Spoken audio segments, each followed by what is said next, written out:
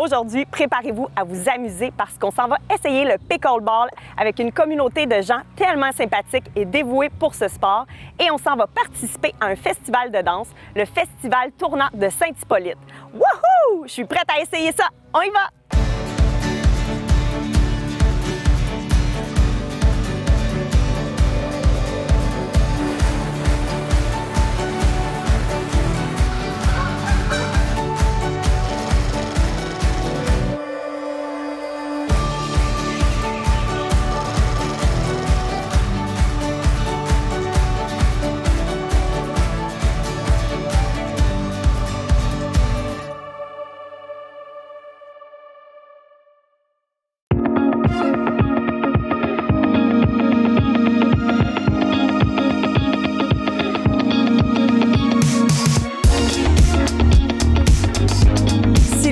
On voit que tu es passionné par le pickleball. L'association, qu'est-ce que ça l'apporte à la ville de Blainville? C'est une passion. Je te dirais, tu regardes derrière moi, puis tu vas retrouver des membres qui sont actifs, qui veulent être actifs à l'année longue. L'association, nous, notre mission, c'est de développer le pickleball. OK. Puis d'assurer un environnement qui est sécuritaire, qui favorise l'esprit d'équipe, l'interaction sociale. Il y a un côté social qui est indéniable au pickleball. Puis nous, on veut s'assurer aussi que les gens sont formés, puis que ce soit pour du jeu récréatif ou compétitif, parce qu'il y a différents niveaux de jeu. Puis c'est ce qu'on voit, 7 terrains de débutants jusqu'à des gens compétitifs. Fait que c'est ça qu'on souhaite. Puis, ça gagne en popularité, le pickleball. Vous, vous êtes impliqué dans ce sport-là depuis combien d'années? Puis qu'est-ce que ça vous a apporté à vous? Bien, moi, j'étais une joueuse de badminton pendant près de 40 ans. Puis mon épaule m'a lâché, mes genoux. Ce que ça m'a apporté, là, c'est de continuer à bouger, c'est d'être active, puis c'est de rencontrer du monde qui partage la même passion. Puis il y a des gens qui viennent du tennis, qui viennent du ping-pong, du racquetball, puis on se retrouve. Puis, ce que ça m'a apporté, c'est un jeu qui peut être récréatif, mais compétitif aussi. Il y a des tournois, je crois qu'il y en a eu une quinzaine depuis le début de l'année. Donc, ça nous apporte ce petit côté-là, puis il y a une possibilité de continuer de se développer. Fait que moi, ça m'apporte le côté social, le côté compétitif, continuer à bouger, puis de rencontrer plein de passionnés. Puis les tournois dont tu parlais, est-ce que c'est l'association qui les organise aussi? Non, il y a une fédération québécoise de pickleball qui organise, qui va gérer les tournois au Québec. Et puis, il y a des tournois qu'on va retrouver dans toutes les régions. Donc, il y en a énormément. Et puis, il y a une plateforme aussi nationale où on va retrouver tous les tournois qui se donnent à travers le pays. Alors, nous, on peut aller s'inscrire directement. Dont le pourquoi tu expliquais que c'est quand même bien de s'inclure dans l'association pour pouvoir peut-être se rendre à un plus haut niveau à un moment donné. Oui, absolument. On a même 2 joueurs, ce sont des joueurs élites, Nancy Archambault et puis Alain Gagné, qui font une trentaine de tournois aux États-Unis. Je crois qu'ils sont revenus avec une vingtaine de médailles. On les félicite. Ce printemps, tout à fait. Alors, ces gens-là sont disponibles aussi pour donner de la formation. Tout comme certains membres, tu vas rencontrer Hélène Cournoyer puis Hélène Filion, qui sont des passionnés de pickleball aussi, mais qui ont aussi des compétences pour donner de la formation. Génial. Donc, ce que l'association apporte, c'est une initiation, un programme de développement et des exercices dirigés pour justement aider les membres à s'améliorer. J'adore entendre ça. C'est encadré, c'est intelligent comme façon de bouger. Parle-nous de ce que c'est le pickleball, Sylvie. Tu tiens une balle, une raquette. Je le sais que c'est un mélange de plusieurs sports. Parle-moi de c'est quoi cette activité-là. C'est effectivement un mélange de plusieurs sports de raquettes. OK? On va retrouver du tennis de table, de racquetball. Il y a beaucoup de joueurs de tennis qui se mettent à jouer au pickleball aussi. Ça se joue sur un terrain de dimension de badminton. Fait que déjà là, en partant, les écoles, les terrains, la structure est en place. Le filet est plus bas. OK? Donc, hauteur un petit peu plus basse qu'un terrain de tennis. Parfait. C'est un jeu qui se joue en avant. C'est un jeu de patience, mais aussi de stratégie. Parce qu'il faut savoir quand attaquer. Okay? La balle voyage moins vite qu'au tennis, mais elle arrive plus vite sur toi. Okay. Alors, il faut choisir son coup. Est-ce que j'attaque? Est-ce que je suis patient? Fait que ça demande beaucoup de stratégie aussi, beaucoup de compétences. beaucoup de coups différents, mais ça demande beaucoup de stratégie aussi. Puis, tout le monde, petit et grand, peuvent jouer au pickleball. Est-ce que vous débutez à un certain âge? Le pickleball, ce qui est merveilleux, c'est que les écoles primaires, secondaires s'intéressent au sport. Je sais qu'Hélène Filion et Hélène Cournoyer sont allées justement donner des formations dans les écoles. Il y a des personnes qui sont également allées donner des formations à des éducateurs physiques à l'Université de Montréal. Pourquoi? Parce qu'il y a un engouement, pas juste pour les gens d'un certain âge, mais pour tout le monde. La tranche d'âge, en fait, qui voit la plus grande croissance, c'est de 18 à 34 ans. 160 % de croissance. C'est énorme. Incroyable, c'est énorme. Fait que c'est pas un sport de retraités, c'est un sport accessible à tous. Puis il est pas rare qu'on va voir 3 générations sur un même terrain. Donc, c'est mix, si je comprends bien. Oui. Puis on peut se retrouver, comme tu l'as dit, avec des gens plus jeunes, plus âgés. C'est pas important. Tant que tout le monde partage la même amour, se respecte, ont du plaisir, c'est tout ce qui compte. Tout à fait. Merci beaucoup, Sylvie. On s'en va essayer ça, justement. Je vois les gens tellement avec des beaux sourires. J'ai vraiment hâte, puis j'espère, moi aussi, avoir la piqûre, puis pouvoir me dire, j'ai fait un coup dont je suis fière. Alors, je suis sûre que ça va bien aller. Parfait. Merci beaucoup.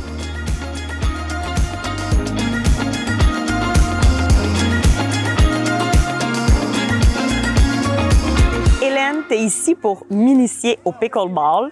Là, premièrement, je voudrais savoir, est-ce qu'il y a une façon de tenir la raquette, là? Je veux pas avoir l'air, là, d'une amatrice devant toi qui a de l'air tellement en confiance.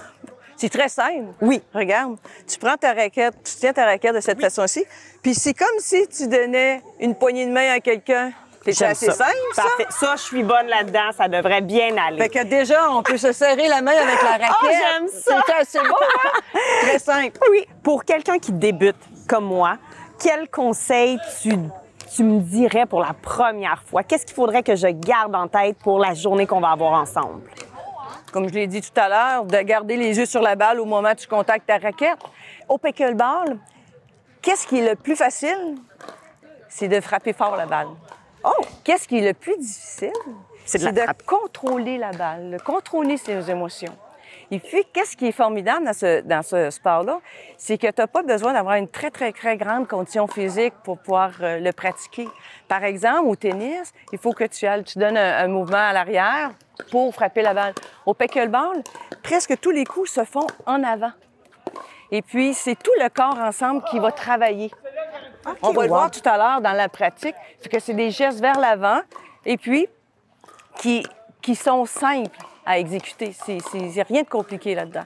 J'imagine que c'est pour ça aussi qu'il devient très intéressant pour tout le monde, parce qu'avec le fait qu'on doit maîtriser, on doit se calmer, on doit canaliser le tout, on devient tellement impliqué dans le sport qu'on oublie tous nos autres soucis.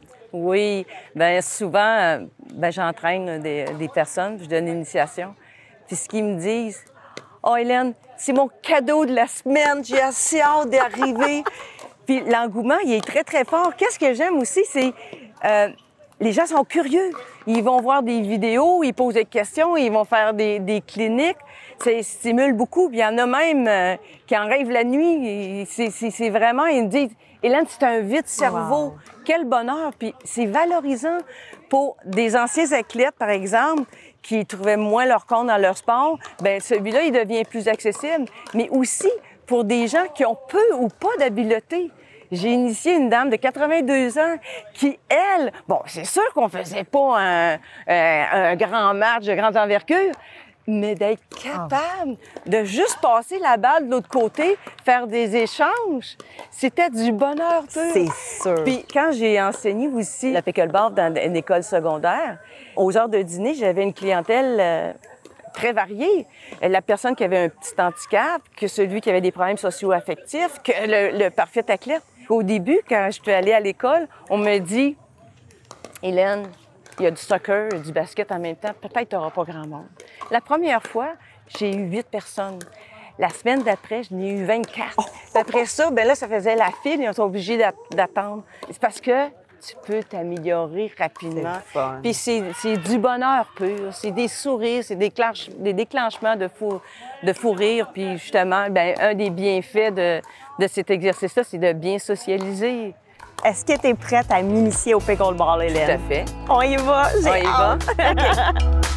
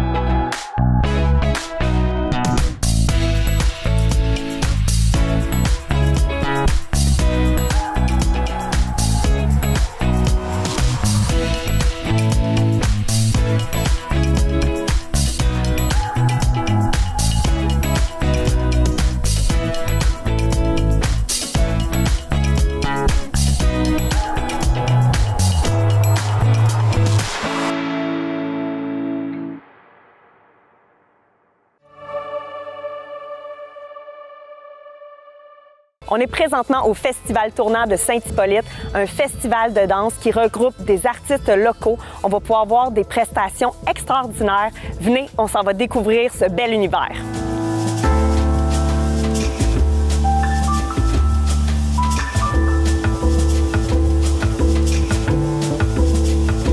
Caroline, on est au Festival Tournant.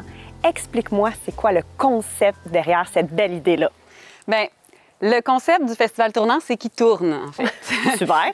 Ça fait référence à la danse tournant, mais aussi, à chaque année, depuis 7 ans, on change de municipalité dans les Laurentides pour aller visiter une ville différente à chaque été. Cet été, on est à Saint-Hippolyte. Puis, qu'est-ce qu'on peut s'attendre à l'intérieur du festival? Qu'est-ce qu'on retrouve? Je sais qu'il y a des artistes locaux, mais il y a aussi des ateliers, des prestations. Dis-moi en plus. C'est ça. Il y a des spectacles en salle, il y a des spectacles en extérieur, il y a des ateliers, il y a des soirées dansantes. Dépendant des années, on essaie de varier le plus possible la formule dans laquelle on présente la danse. Qu'est-ce qui vous a inspiré à vouloir choisir différents lieux, différents artistes aussi? Qu'est-ce que vous voulez qui ressorte de cet événement-là? Bien, le fait de se promener, c'est que l'organisme qui porte le festival, c'est Danse Laurentide, puis on a vraiment une mission de développer la danse sur tout le territoire des Laurentides. Fait que c'est sûr que si on choisissait une ville, bien, il y avait... on couvrait pas tout, fait qu'on trouvait ça intéressant que le festival se promène. Puis, on intègre principalement des artistes des Laurentides. Donc, il y en a qui habitent plus dans les Laurentides, mais qui ont grandi ici. Et ça, c'est vraiment ça qui nous tient à cœur.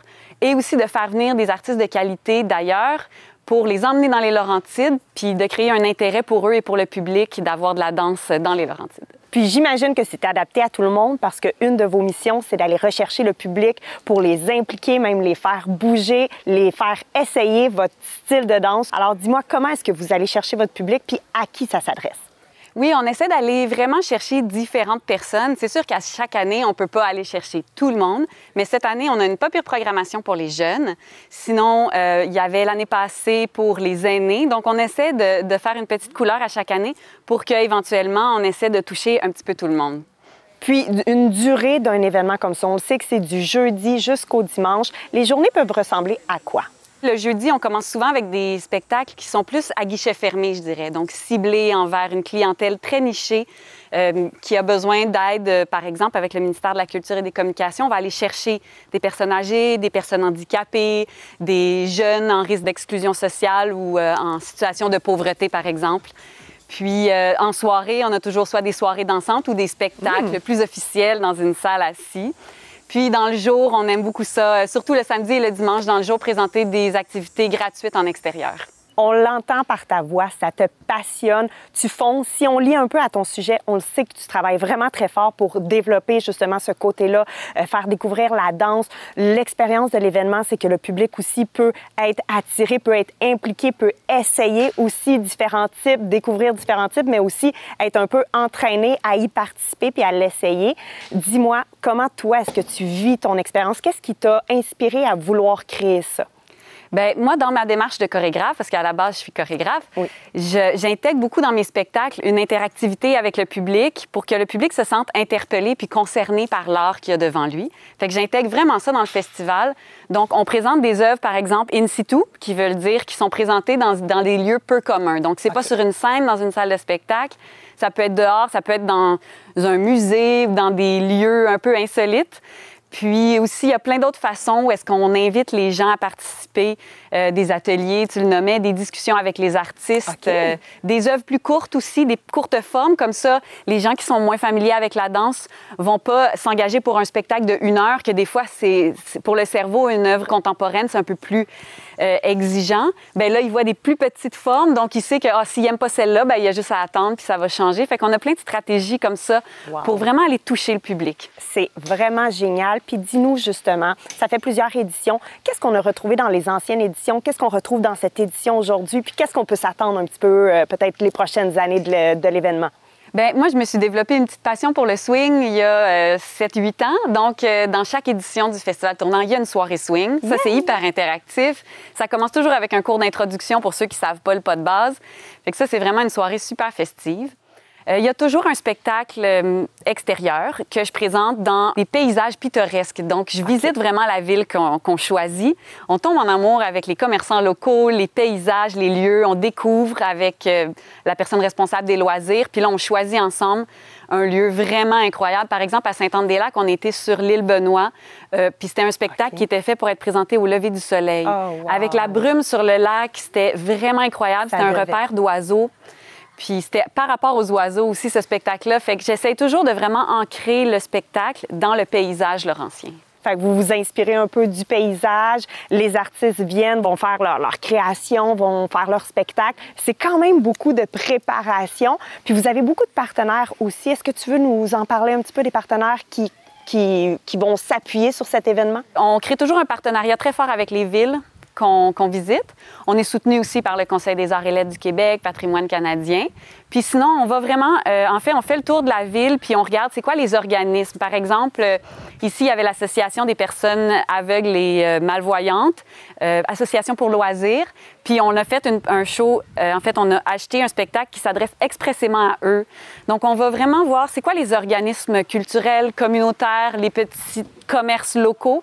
Puis on essaie de travailler avec eux pour créer une programmation qui est à l'image de la municipalité qu'on visite. Qu'est-ce qu'on souhaite aux artistes, à toi, au festival, pour pouvoir encore plus développer la danse puis le monde artistique dans les prochaines années? Bien, moi, cette année, c'est particulier parce que c'est la municipalité qui est venue me chercher. Donc, c'est Gilles qui est au loisir qui disait « Caroline, j'ai vu le Festival Tournant, j'ai envie de l'avoir à Saint-Hippolyte. » Fait que ça, c'est comme un petit pas de plus pour le Festival Tournant, que j'aimerais ça que les municipalités y voient les réussites des différentes années, puis comment qu'on se colle à la couleur de la ville, puis qu'ils viennent vers nous, puis qu'ils comprennent la valeur de la danse. Puis c'est quoi l'avantage pour une municipalité de faire affaire avec vous, puis d'attirer le Festival Tournant dans sa région? Bien, ça met vraiment en lumière tous les attraits. Ça offre à leurs citoyens une proximité avec des artistes de grande qualité. Souvent, on offre, bien, toujours, on offre des rabais pour les citoyens de la municipalité. Donc, par exemple, cette année, c'est 50 de rabais pour les citoyens de Saint-Hippolyte sur tous les spectacles.